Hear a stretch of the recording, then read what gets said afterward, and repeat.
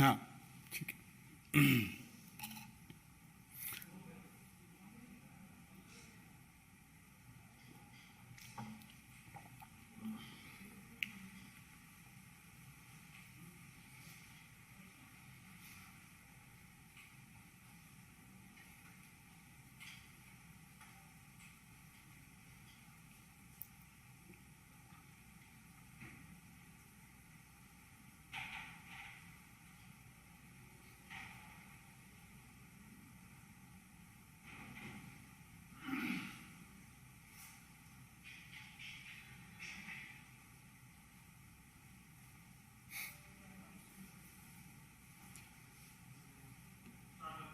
Start कर सकते हैं।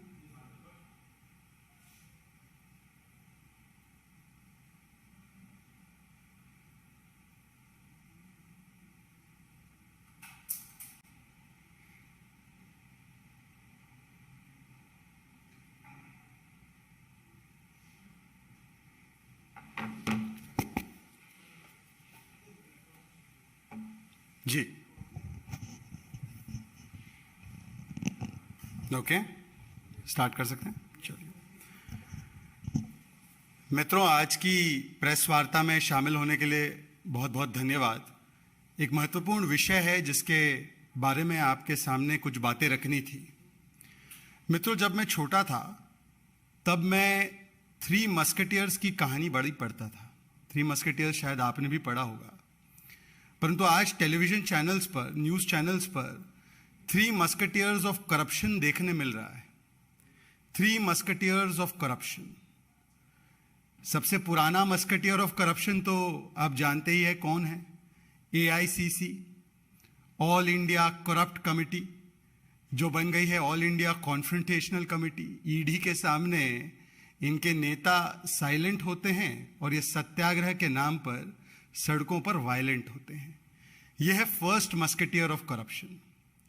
फिर है सेकंड मस्केटियर ऑफ करप्शन, और वो सेकंड मस्केटियर ऑफ करप्शन ने एक नया मॉडल दिखाया है बंगाल में, TMC model, too much corruption model, the mountain of corruption model, the mountain of cash model. हर रोज एक नया माउंटेन ऑफ कैश दिखाई देता है टेलीविजन स्क्रीन पर कि किस प्रकार से इतना भारी भरकम भ्रष्टाचार किया गया, और वो भी किसके साथ? युवाओं के साथ जो रोजगार का अवसर खोज रहे थे, टीचर बनना चाह रहे थे। मतलब कि टीचर्स के साथ भी, और जो शिक्षा लेने वाले स्टूडेंट्स हैं, both the teachers and those who are taught, इनके साथ स्कैम किया गया। और जब एक के बाद एक सबूत सामने आते गए, कैलकाटा हाई कोर्ट के डिवीजन बेंच का तो ऑर्डर था ही, उस पर कोई कार्रवाई नहीं की गई, परंतु जब एक के बाद एक सबूत सामने आते गए, द माउंटेन ऑफ कैश ऐसे बढ़ता गया, तब जाकर मीडिया के और विपक्ष के दबाव में, मतलब भारतीय जनता पार्टी जो इस पूरे मुद्दे को लेकर बहुत मुखर है बंगाल में खासकर, दबाव में आकर ममता बनर्जी ने अपने नंबर 2 को, मतलब पार्था चैटर्जी को आखिरकार हटाने का काम किया। Finally she took the decision to take her number 2 in government out of government after the mountain of cash and corruption kept piling up day in and day out. अब हो सकता है कि कुछ लोग इस मजबूरी को भी मजबूती के तौर पर पेश करना चाहते हो। Some people are making a virtue out of this necessity that she was forced to make her minister resign, her number 2 resign.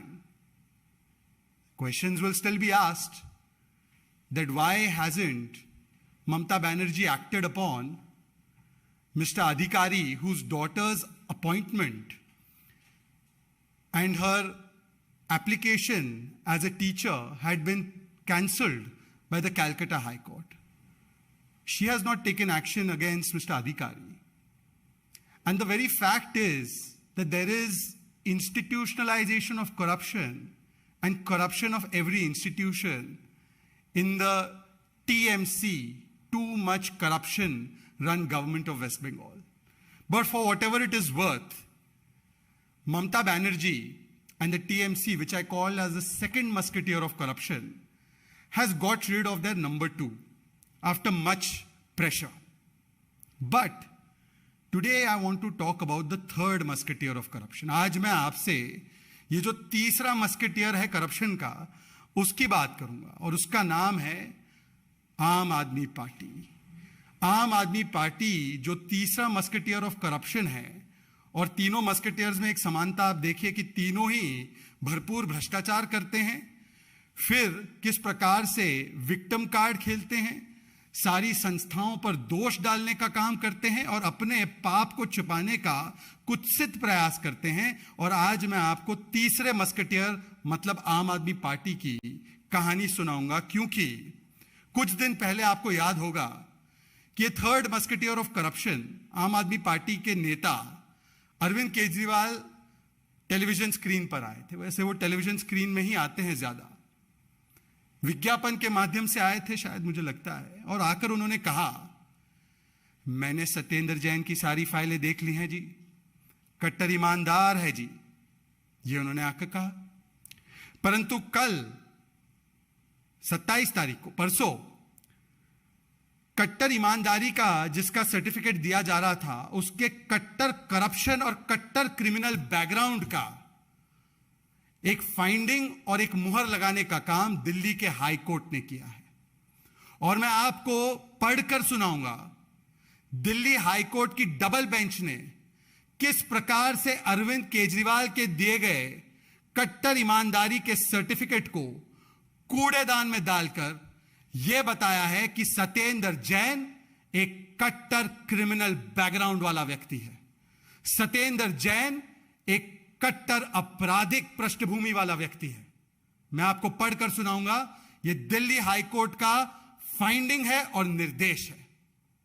Para number 23, page number 15, high court का ऑर्डर है। It is pertinent to note at this juncture that while it is not for the court to issue directions to the chief minister, जाहिर सी बात है court इस मामले में हस्तक्षेप नहीं करता, किसे मंत्री बनाना है नहीं बनाना है, जुरिस्डिक्शन मामले होते हैं वो। It is the duty of this court to remind these key duty holders about their role with regard to uphold the tenets of our constitution. ये हमारा फर्ज है कि हम केजरीवाल जी को याद दिलाए कि संविधान की जो सिद्धांत है और मर्यादा है, उसकी संरक्षण के लिए वो कटिबद्ध होने चाहिए।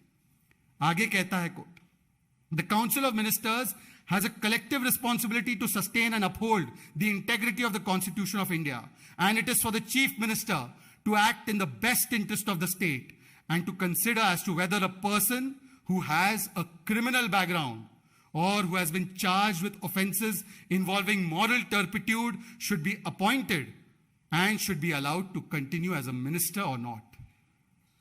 कोर्ट कह रहा है स्पष्ट तरीके से अरविंद केजरीवाल जी से कि हां, हम किसी का इस्तीफा नहीं ले सकते, परंतु हम आपको याद दिलाना चाहते हैं कि यह आपकी संवैधानिक जिम्मेदारी है कि जिस व्यक्ति की आपराधिक पृष्ठभूमि हो, जिस व्यक्ति को मॉरल टर्पिट्यूड के तहत जिम्मेदार पाया गया हो, ऐसे व्यक्ति को कैबिनेट में स्थान देना, मंत्री पद पर बनाए रखना, यह संविधान की मूल भावना के विपरीत है।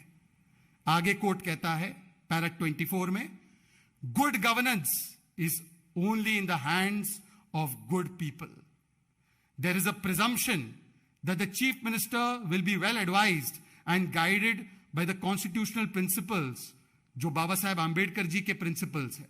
देखिए, केवल फोटो लगाने से बाबा साहेब आंबेडकर जी की आप आंबेडकर जी के अनुयायी नहीं बनते, उनके सिद्धांतों को कोट किया है कोर्ट ने। और कोर्ट कहता है बाबा साहेब आंबेडकर के शब्दों में, however good a constitution may be, it is sure to turn out bad because those who are called to work on it happen to be a bad lot. ये कोट किया है। बाबा साहेब आंबेडकर के इस बात को कोट करके एक संदेश पहुंचाया गया है कि एक, सत्येंद्र जैन की आपराधिक पृष्ठभूमि है, दो, उनके ऊपर मॉरल टर्पिट्यूड के एलिगेशंस लगे हैं, तीन, वो एक बैड लॉट का हिस्सा है जिसकी खिलाफत बाबा साहेब आंबेडकर जी ने की थी और कहा था कि संविधान चाहे जितना भी अच्छा क्यों ना हो, अगर यह बैड लॉट के हाथ में होगा तो संविधान सही तरीके से इंप्लीमेंट नहीं किया जा सकता। और आखिर में पैरा 25 में कोर्ट क्या कहता है? The court wholeheartedly agrees with the observations of Dr. Baba Saheb Ambedkar and hopes that the Chief Minister upholds the trust reposed in him that forms the foundation of a representative democracy while appointing persons to lead the people.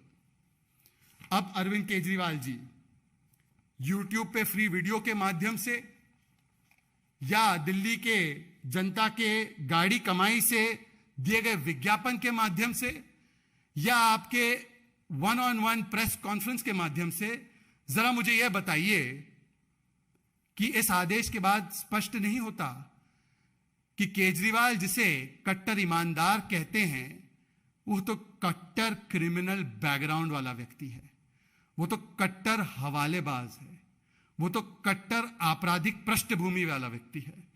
अब मुझे बताइए केजरीवाल जी, क्या आपकी बात को माना जाए या दिल्ली हाईकोर्ट की बात को माना जाए?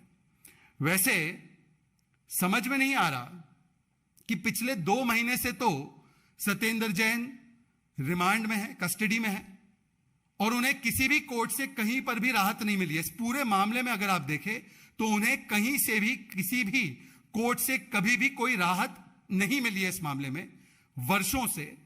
और खास करके पिछले 2 महीने से जब से वो कस्टडी में है उन्हें बेल तक ग्रांट नहीं की गई है। इसका मतलब यह है कि प्रथम दृष्टया जो हाईकोर्ट ने कहा है कि इनकी आपराधिक पृष्ठभूमि है तो वो तो स्पष्ट होती है, साबित होती है।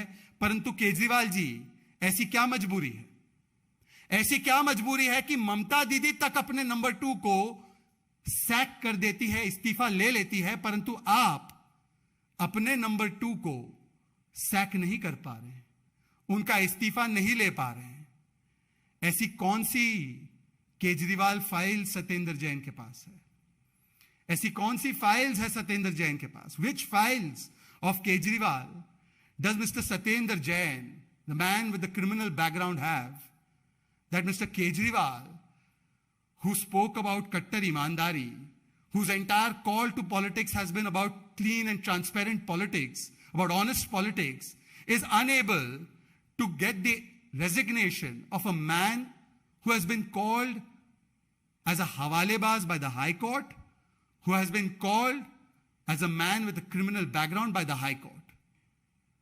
या ऐसे ही बता दीजिए केजरीवाल जी कि वो कौन सी फाइल्स आपने देख ली, वो कौन से दस्तावेज आपने देख लिए जिसके आधार पर आपने सत्येंद्र जैन को कोर्ट से ऊपर जाकर कट्टर ईमानदारी का सर्टिफिकेट दे दिया।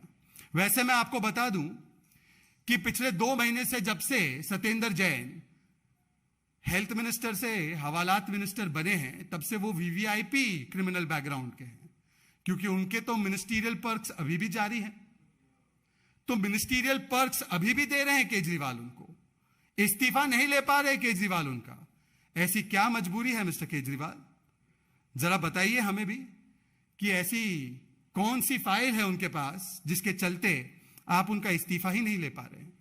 क्योंकि आपको याद होगा इसी मंच से हमारे वरिष्ठ नेताओं ने कुछ सवाल केजरीवाल जी से पूछे थे तथ्यों के आधार पर, और उन सवालों का आज तक एक भी जवाब नहीं आया सत्येंद्र जैन के मामले पर। और इसीलिए मैं कुछ सवाल बहुत ही छोटे तरीके से, बहुत ही कंसाइज तरीके से उन्हें दोहराना चाहता हूं जो सवाल सत्येंद्र जैन पर उठते हैं। Mister Kejriwal, are you denying that Satyendra Jain, with the help of shell companies and some of his close associates, laundered money to the tune of 16.39 crores using shell companies and Hawala entry operators? Mr. Kejriwal, are you denying that the Principal Commissioner of Income Tax Delhi rejected the fact that was put forward by the close associates of Mr. Satyendra Jain, and in fact held that the unaccounted income of 16.39 crores did not pertain to his close associates, but Mr. Satyendra Jain himself was the real owner of that income?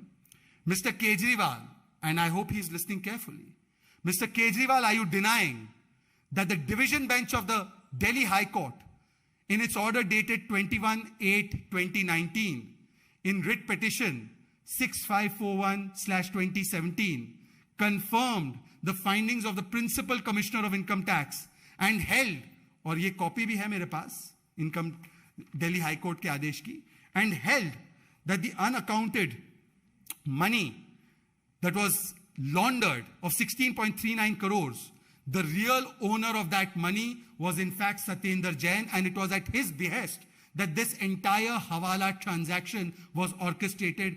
ये वो high court का आदेश है, ये वो high court का आदेश है. Mister Kejriwal, when you gave a clean chit to Mr. Satyendra Jain, I am asking you specifically, did you look at this high court order or did you not take a look at it? Please put all the documents that you have taken a look at and perused before giving a clean chit to Mr. Satyendra Jain as Kattar Imandar.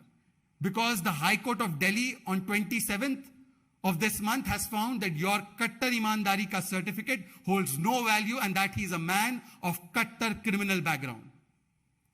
Is it true, Mr. Kejriwal, that Mr. Jain purchased 200 bigha of land in and around areas of Delhi with this unaccounted 16.39 crore money that was routed and referred to the shell companies beneficially owned by him?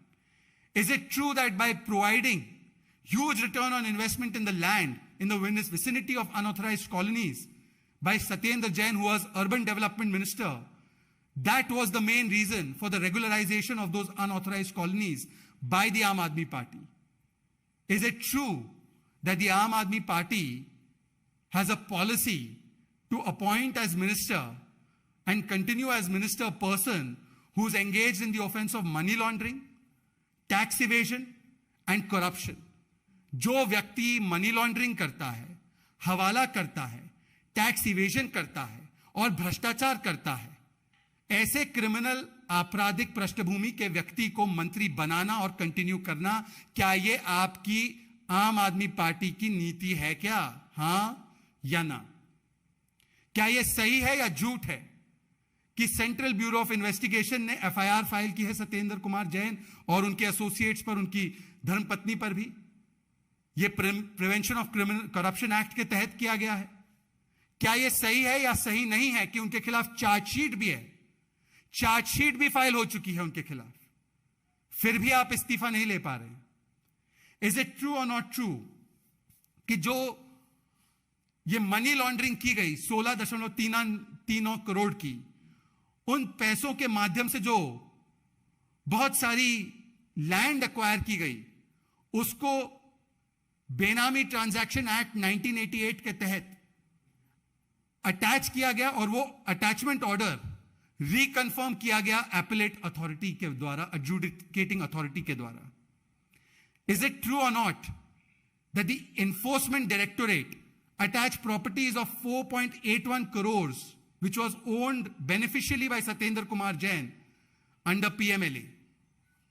इसमें एक भी मामले पर mister Kejriwal court से सत्येंद्र जैन जी को एक भी विषय पर राहत नहीं मिली है. क्या यह हकीकत है या यह झूठ है? और क्या कोर्ट जब आपको राहत नहीं देता है, उल्टा आपको हवाला के लिए और क्रिमिनल बैकग्राउंड के लिए दोषी पाता है, तो क्या यह वेंडेटा पॉलिटिक्स है, यह विंडिक्टिव पॉलिटिक्स है, या यह आपका पुराना घिसा पिटा विक्टिमहुड कार्ड है सत्येंद्र जैन को बचाने के लिए? मेरा सवाल है फिर से कि क्या आम आदमी पार्टी के नेताओं ने झूठ बात नहीं की कि सीबीआई ने और इनकम टैक्स डिपार्टमेंट ने क्लीन चिट दे दिया सत्येंद्र जैन को, जो कि कंप्लीटली कॉन्ट्ररी है जो चार्जशीट सीबीआई ने फाइल की है और इनकम टैक्स डिपार्टमेंट और बेनामी प्रॉपर्टी ट्रांजैक्शन एक्ट के तहत जो कार्रवाई हुई है उसके खिलाफ है, विपरीत है? अब सवाल यह पैदा होता है, अरविंद केजरीवाल जी, प्रत्यक्ष को ऐसे प्रमाण की आवश्यकता भी नहीं होती. हमने तो खुद अपनी आंखों से देखा था कि जिस प्रकार से the mountain of cash Arpita के घर से मिल रहा है, जो टीएमसी का स्कैम है उसका रिकवरी हो रहा है, वैसे ही आपको याद होगा मित्रगण कि 2.82 करोड़ ये नकद और लगभग 2 किलो सोना, ये सोना बरामद हुआ था सत्येंद्र जैन के खासम खास लोगों के घरों से, एस्टैब्लिशमेंट से, जो इनके साथ लगे हुए थे इस पूरे हवाला ट्रांजैक्शन में। परंतु सवाल ये कि जब the mountain of cash Bengal में दिखता है और ममता बनर्जी अपने नंबर 2 को सैक करने पर मजबूर होती है, अरविंद केजरीवाल अपने नंबर 2 को इतना द माउंटेन ऑफ कैश और करप्शन के बावजूद भी, the mountain of criminal background के बावजूद भी उनका इस्तीफा लेने से क्यों कतरा रहे हैं, क्यों घबरा रहे हैं? मुझे याद है कि यही जो डिफेंस है विक्टिमहुड कार्ड का और कट्टर ईमानदारी का, सबसे पहले उन्होंने जितेंद्र तोमर के मामले में दिया था।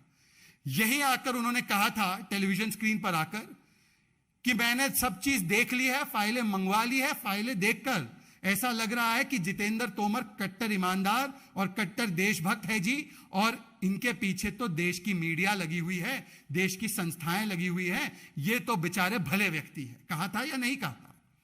केजरीवाल जी जरा इसका जवाब स्पेसिफिकली जरूर देना और डाइवर्ट करने की, झूठ बोलने की और एक नया झूठ उत्पाद करने की कोशिश मत करना। सवाल यह भी होता है कि अब यह विक्टिमहुड का कार्ड एक और मामले में दिखाई दे रहा है, और वो मामला अभी हाल ही में आपके सामने आया कि किस प्रकार से केजरीवाल जी लिकर माफिया को बड़ा मुनाफा दिलाने वाले लोगों को भी संरक्षण दे रहे हैं, उनको भी प्रोटेक्ट कर रहे हैं। मतलब कि सत्येंद्र जैन और हवाला माफिया को प्रोटेक्शन, और अब लिकर माफिया को भी किस प्रकार से प्रोटेक्शन दे रहे हैं। हमने इसी मंच से, मीनाक्षी लेखी जी हमारी केंद्रीय मंत्री है, उन्होंने सिलसिलेवार तरीके से कई बिंदु उठाए थे कि किस प्रकार से नियमों का, कानूनों का, कैबिनेट का और बहुत सारी व्यवस्थाओं का उल्लंघन करके एक्साइज डिपार्टमेंट और उसको चलाने वाले लोगों ने किस प्रकार से लिकर माफिया की भरपूर कमाई कराई, अवैध तरीके से, कानूनों को ताक पर रखकर 30-30 करोड़ के ईएमडी जो रिफंड नहीं होने चाहिए थे, उन्हें रिफंड करवा दिया। 144 करोड़ का बड़ा मुनाफा, रिलैक्सेशन जो नहीं देना चाहिए था, वो दे दिया लिकर माफिया को। 50 रुपए प्रति क्रेट अंतरराष्ट्रीय लिकर कंपनियों को डिस्काउंट के रूप में दे दिया, ताकि हम लोग तो घर घर, मोहल्ले मोहल्ले तक नल से जल पहुंचाते, ये लोग मोहल्ले मोहल्ले तक नशा पहुंचाना चाहते थे, तो डिस्काउंट दे दिया, पीने की उम्र घटा दी, ड्राई डेज कम कर दिए, ताकि दिल्ली नशा मुक्त नहीं नशा युक्त हो जाए। साफ पानी पहुंचे ना पहुंचे, आपके घर और मोहल्ले तक, चाहे वो मंदिर हो, मस्जिद हो, स्कूल हो, आरडब्ल्यूए का कोई संस्थान हो, वहां तक नशा दारू जरूर पहुंचे, और उन दारू माफिया को पूरा संरक्षण केजरीवाल जी ने दिया। इसीलिए जब चीफ सेक्रेटरी की रिपोर्ट पर, आप ही के सरकार के चीफ सेक्रेटरी के रिपोर्ट पर, जब एलजी ने सिफारिश कर दी कि सीबीआई की जांच हो जाने दीजिए, तो उसमें भी वही विक्टिमहुड कार्ड, वही संरक्षण देने की पूरी प्रक्रिया जो आपने देखी थी सत्येंद्र जैन के मामले में, वही डायलॉग कि ये भी कट्टर ईमानदार है जी। आज सवाल आपसे बनता है केजरीवाल जी कि ये कट्टर ईमानदारी का सर्टिफिकेट जिसको आप दे रहे हैं, थमा रहे हैं, ये किस आधार पर थमा रहे हैं? क्यों आप एक जांच से भाग रहे हैं? सत्येंद्र जैन और एक्साइज डिपार्टमेंट में धांधली करने वाले इन मंत्रियों के खिलाफ एक्शन लेने से क्यों कतरा रहे? Why you so disturbed and scared, Mr. Kejriwal, of taking action against those who are prima facie guilty of corruption of the highest scale? आपने तो बार बार प्रोटेक्शन दी है ऐसे लोगों को। मुझे याद है जब ताहिर हुसैन, इनको कोर्ट ने यूएपीए के तहत इनकी बेल को रिजेक्ट किया, तब भी आम आदमी पार्टी के नेता जैसे अमानतुल्लाह खान, इन्होंने आकर ताहिर हुसैन का भी बचाव किया, बहुत सारे भ्रष्ट नेताओं का बचाव किया। और अब जब इन बातों का जवाब नहीं है, इन सवालों का जवाब नहीं है। आज भी देखना, अगर प्रेस कॉन्फ्रेंस करेंगे तो फिर से विक्टिमहुड कार्ड ले आएंगे। विक्टिमहुड कार्ड नहीं चलता है तो एक झूठ की फैक्ट्री चलाएंगे, फेक न्यूज फैक्ट्री। और उस फेक न्यूज फैक्ट्री में जो आपने देखा होगा कि अपने पाप पर पर्दा डालने के लिए एक फेक न्यूज चला रहे थे कि हमें विदेश नहीं जाने दे रहे, हमें सिंगापुर का सैर नहीं करने दे रहे। सोचिए कि जनता की गाड़ी कमाई से, देश के पैसों पर सिंगापुर जाने का, विदेश जाने का इतना उनको मन में लालच था, इतना उनको लालसा थी, और वो भी ऐसे कॉन्फ्रेंस में जो मेयर स्तर की कॉन्फ्रेंस है, जो मेयर के लेवल की कॉन्फ्रेंस है, पर उसमें भी झूठ बोला गया। उसमें झूठ ये बोला गया कि हमें जाने नहीं दिया जा रहा। अब मैंने देखा है कुछ मीडिया चैनल्स के माध्यम से यह खबर सामने आई है, और यह लेटर भी मुझे आप ही के मीडिया के माध्यम से मिला है। यह पत्र है सिंगापुर की मिनिस्ट्री का 26 जुलाई का। सिंगापुर की मिनिस्ट्री ऑफ फॉरेन अफेयर्स ने पत्र लिखा है केजरीवाल जी को, और वो लिखते हैं इस पत्र में कि जो डेडलाइन थी, जब तक कि आपको भेजना था अपनी एप्लीकेशन, वो डेडलाइन थी 20 जुलाई की।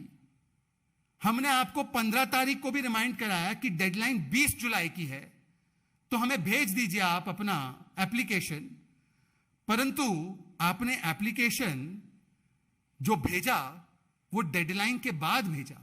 मतलब कि जिस दिन पर ऑटोमेटिकली ये इनविटेशन जो सिंगापुर की तरफ से आया था उनको, वो एक्सपायर हो गया। The application, the invitation automatically expired on 20th of July. This letter has been written by the Singapore Ministry of Foreign Affairs that it has expired on 20th of July.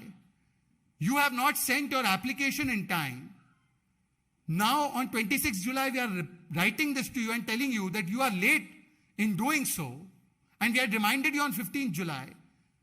तो जिन लोगों ने application ही deadline के बाद भेजा, जब invitation expire हो गया, अब वो इस पूरी बात का ठीकरा किसी और पर डालने की कोशिश कर रहे हैं।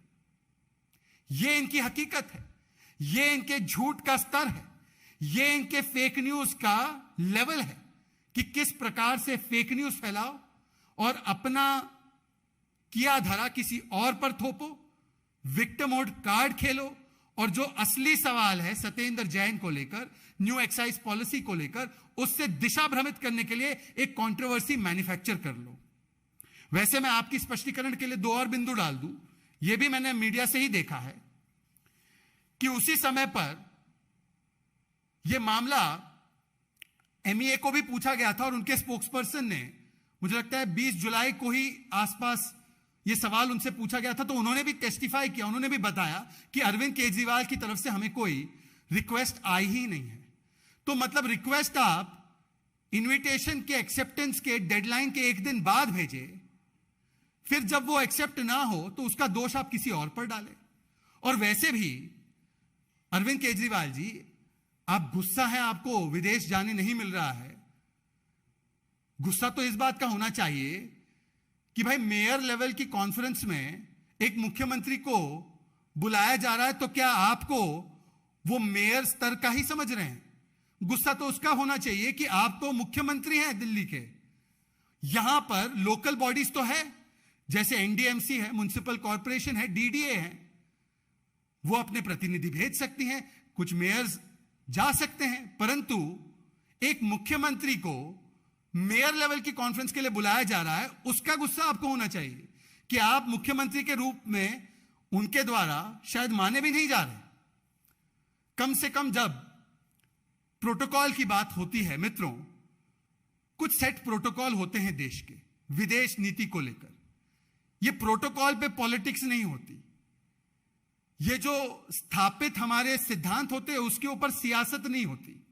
आपको याद होगा 2019 में भी एक प्रसंग आया था कि केजरीवाल जी डेनमार्क कोपेनहेगन जाना चाहते थे, क्लाइमेट के रिलेटेड कॉन्फ्रेंस थी, उस समय पर भी रिजेक्ट किया था उनकी रिक्वेस्ट को, इस आधार पर कि वो कॉन्फ्रेंस जो थी वो मेयर लेवल की कॉन्फ्रेंस थी। आपको याद होगा ये बात।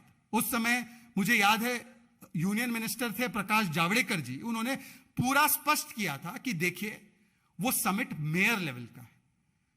देश जब किसी प्रतिनिधि को भेजता है, चाहे वो मुख्यमंत्री हो, चाहे वो कोई केंद्रीय मंत्री हो, चाहे वो सेक्रेटरी हो, चाहे वो कोई भी हो, एक प्रोटोकॉल होता है, एक नियम कानून होते हैं, एक एस्टैब्लिश्ड रूल्स होते हैं, और वो 2014 के बाद के नहीं है, 2014 के पूर्व के भी है। ऐसे कई प्रसंग आपको पहले भी मिलेंगे, और इसमें पार्टी लाइंस पर नहीं होता है। वो प्रोटोकॉल्स फॉलो करना ये अनिवार्य होता है, और उस प्रोटोकॉल के तहत उस समय पर भी एक मुख्यमंत्री को मेयर की कॉन्फ्रेंस में नहीं भेजा गया था। इस बार भी मुख्यमंत्री मेयर की कॉन्फ्रेंस में नहीं जा सकते, परंतु यह भी हकीकत है कि रिक्वेस्ट तो तब भेजी गई जब इनविटेशन ही खत्म हो गया। तो इसका भी जवाब केजरीवाल जी को देना चाहिए कि इतने झूठ पे झूठ, इतने झूठ पे झूठ क्यों बोले जा रहे हैं। और मैं आपको बताना चाहता हूं कि ये एक लौता झूठ नहीं है, ये मैन्युफैक्चर्ड कंट्रोवर्सीज की एक पूरी श्रृंखला है। अभी कुछ दिन पहले मैंने ही प्रेस वार्ता की थी वन महोत्सव पर झूठ। उससे पहले संजय सिंह ने, इनके सांसद है, इन्होंने एक वीडियो ट्वीट किया कि प्रधानमंत्री ने आउटगोइंग प्रेसिडेंट को, रामनाथ कोविंद जी को नमस्कार नहीं किया, धन्यवाद नहीं किया। वो भी झूठ पकड़ा गया। आप लोगों ने ही वीडियो दिखाया, पूरा वीडियो, कि उसमें प्रधानमंत्री ने देश की ओर से किस प्रकार से सम्मानपूर्वक तरीके से रामनाथ कोविंद जी को धन्यवाद दिया, और किस प्रकार से ट्विटर ने उनके इस ट्वीट को आउट ऑफ कॉन्टेक्स्ट झूठा करार दिया। यह दूसरा मैन्युफैक्चर्ड कंट्रोवर्सी। तीसरा मैन्युफैक्चर्ड कंट्रोवर्सी आपने देखा है इस विषय में। तो ये मैन्युफैक्चर्ड कंट्रोवर्सीज क्यों होते हैं? क्योंकि मैं हमेशा कहता हूं, और थोड़ा सा रेपिटेटिव हो चुका होगा ये, कि ABCD मॉडल है इनका। ABCD model. A for advertising करो, भरपूर विज्ञापन दो, देते रहो देते रहो। 4200% विज्ञापन में खर्च बढ़ा है, CAG की रिपोर्ट कह रही है। बताइए। B फॉर ब्लेम गेम, जो भी हो जाए अपनी गलती का किसी पर ठीकरा फोड़ना जरूरी है। कभी LG पर, कभी मोदी जी पर, कभी PM पर, कभी देश की जनता पर, EVM पर, सुप्रीम कोर्ट पर, सब पे, यूनाइटेड नेशंस पर भी फोड़ सकते हैं। कल किसी पर भी ब्लेम जरूर करो। अब इस प्रेस वार्ता के बाद देखना वो कोई और ब्लेम लगा देंगे LG पर। मैं आपको दे रहा हूं 1 घंटे में लग जाएगा, अब देख लेना, टाइम करना। C फॉर करप्शन, करप्शन भी करना है और कवरअप भी करना है। करप्शन करते जाओ, लिकर में करो, फिर उसके बाद हवाला से करो, फिर उसके बाद एजुकेशन में भी करो, और उसका भी अभी खुलासा करूंगा। और फिर जब करप्शन करते हुए पकड़े जाओ तो चीखो, अरे हमें पकड़ लिया। मतलब ये कि भ्रष्टाचार मेरा अधिकार, भ्रष्टाचार मेरा शिष्टाचार, और कोई पकड़ ले मुझे तो मैं चिल्लाऊं अत्याचार अत्याचार अत्याचार। ये कैसा दुराचार, ये कैसा दुराचार है केजरीवाल जी। मतलब भ्रष्टाचार आपका शिष्टाचार और आपका अधिकार, ये नहीं हो सकता। और डी फॉर डाइवर्जन। अब देखना 2 घंटे में एक केजरीवाल जी आएंगे, वो आएंगे और कहेंगे LG ने मेरे साथ ये किया, मेरे साथ इन्होंने ये किया, मेरे साथ उन्होंने ये किया। और उसके बाद 2 घंटे बाद उनके प्रवक्ता आएंगे और वो कोई और नया मैन्युफैक्चर्ड कंट्रोवर्सी लाएंगे। वो बोलेंगे देखिए ये हो गया जी, देखिए ये हो गया जी। और फिर उसके बाद एडवर्टीजमेंट चलेंगे हर आधे घंटे से, चाहे पंजाब के हो चाहे और कुछ हो। हैप्पीनेस क्लासेस के एडवर्टीजमेंट चला रहे हैं जमीन पर हैप्पीनेस ग्लासेस। आखिरी बात कहूंगा, और यह बहुत महत्वपूर्ण विषय है क्योंकि युवाओं से जुड़ा विषय है।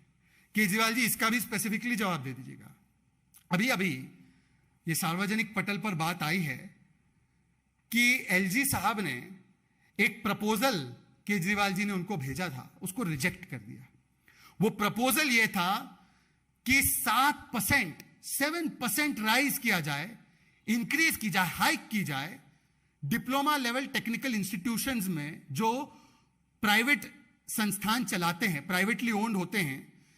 यहां पर बच्चे अमूमन जो गरीब तबके के बच्चे होते हैं, जो एकदम सोशो इकोनॉमिकली थोड़ा सा वो कमजोर होते हैं, उनको मौका नहीं मिलता। स्कूल तो खोली नहीं, 500 स्कूल खोलने वाले थे, ठेके खोल दिए। कॉलेज तो खोली नहीं, इंस्टीट्यूट खोली नहीं। अब बच्चा जाए तो जाए कहां? तो वो जाते हैं कुछ स्किल के लिए, कुछ डिप्लोमा के लिए प्राइवेट संस्थानों के पास, इंस्टीट्यूशंस के पास। केजरीवाल जी कहते हैं LG को लिखकर, और आमूमन तो उनके चीफ मिनिस्टर के पीएस लिखकर भेजते हैं फाइल नोटिंग पर। यह वाला मामला केजरीवाल जी ने खुद लिखकर भेजा है, खुद लिखकर नोटिंग भेजी है एलजी साहब को कि एलजी साहब हमें इन बच्चों से ज्यादा पैसे ऐंठने हैं। ये जो बच्चे गरीब घर के जाते हैं ना पढ़ाई लिखाई शिक्षा पाने के लिए, ताकि फिर वो नौकरी पा सके, जिन्हें मैं नौकरी भी नहीं देता हूं। 3,000 नौकरी या कुछ 3,200 नौकरी दी है 7 साल में 10 लाख का कहकर। ऐसे बच्चों को हमें और टैक्स लगाना है और उनके ऊपर कर्ज लगाना है और उनसे और पैसे लूटने हैं। तो एलजी साहब मैं आपको अपने ही हैंड राइटिंग में भेज रहा हूं, अपने ही लिखित दस्तखत से भेज रहा हूं, जरा इनकी फीस बढ़ा दीजिए 7%। हां कोविड जरूर है, हां मैं रोज चिल्लाता हूं महंगाई महंगाई महंगाई, तो क्या हुआ, परंतु इनकी 7% यहां पर बढ़ाना बहुत जरूरी है। मैं चाहता हूं कि इनके घरों पर, इनके परिवारों पर बोझ बढ़ जाए। एलजी साहब ने कहा कि अब यह करना नामुमकिन है, ऐसी परिस्थितियों में इसको करना नामुमकिन है। हो सकता है केजरीवाल जी, हो सकता है, ये मैं कह रहा हूं, केजरीवाल जी लिकर माफिया और हवाला माफिया के बाद हो सकता है एजुकेशन माफिया के साथ भी आपकी सांठगांठ जरूर हो, ये हो सकता है। परंतु एलजी साहब ने इस प्रपोजल को रिजेक्ट कर दिया।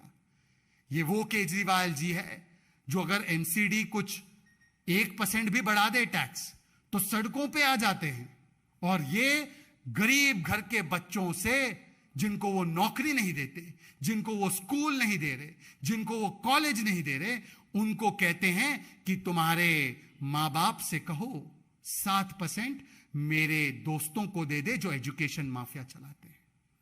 बताइए अरविंद केजरीवाल जी, ऐसी क्या घृणा है आपको? बताइए अरविंद केजरीवाल जी, ऐसा क्या गुनाह है इन बच्चों का?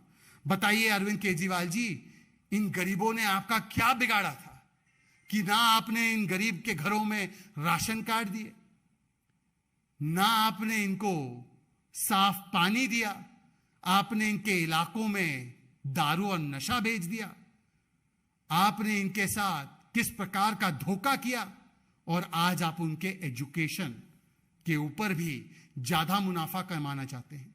मतलब लिकर माफिया को ये डिस्काउंट देंगे 50 रुपए प्रति केट का, लिकर माफिया को 144 करोड़ रुपए माफ कर देंगे, 30 करोड़ ईएमडी माफ कर देंगे, दे देंगे उनको वापस।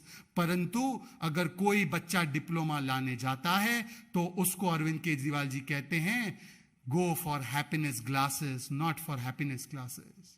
Don't go for diploma classes, go for happiness classes. आप जाकर नशा और दारू ले लो कम कीमत वाली, परंतु आपको एजुकेशन में तो बढ़ी हुई फीस बढ़ानी होगी और देनी होगी। यह है हमारे सवाल।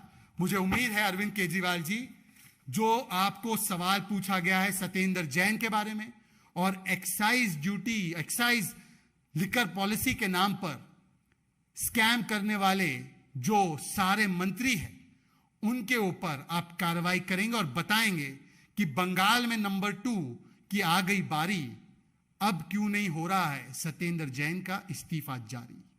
बहुत बहुत धन्यवाद। जय हिंद। कोई इसी से रिलेटेड प्रश्न हो तो बताइएगा।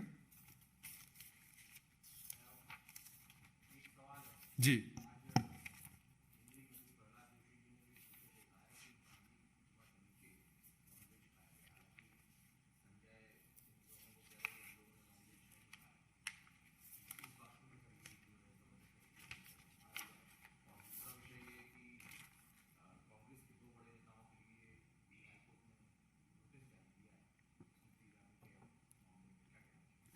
मुझे लगता है कि उन दो नेताओं को, जो वो फेक न्यूज़ की फैक्ट्री चलाते हैं, उसका जवाब हाईकोर्ट में ही जाकर देना चाहिए। ये कानूनी एक प्रोसेस है, उस पर मुझे लगता है कोर्ट ने जो कहा है, that in itself is a very big statement about the fake news factory that is being propagated. But having said that, I think संसद का सम्मान करना, राष्ट्रपति पद का सम्मान करना, संसदीय प्रणालियों का सम्मान करना, सेना का सम्मान करना, देश का सम्मान करना, एक व्यक्ति के विरोध में उतरते उतरते जो हमारी लोकतांत्रिक संस्थाएं हैं उनको आघात और चोट पहुंचाना, ये कुछ परिवार तंत्र में विश्वास रखने वालों की परंपरा बन चुकी है। और मुझे लगता है कि बापू के सिद्धांतों की हत्या तो बापू के नाम को फर्जी तरीके से अपने नाम में जोड़कर करने वाले लोगों ने बहुत पहले ही कर दी थी।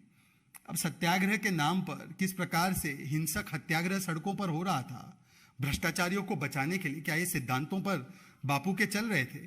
तो बापू के सिद्धांतों की हत्या जो लोग बापू के नाम को अपने सरनेम में लगाते हैं, ये लोग तो कई वर्षों से कर रहे हैं। और अगर वो आज भी संसद, सेना, राष्ट्रपति, इन सभी संस्थाओं का अपमान करते हैं तो वो बताता है कि उनके लिए लोकतंत्र नहीं बल्कि केवल परिवार तंत्र ही मायने रखता है। बहुत बहुत शुक्रिया।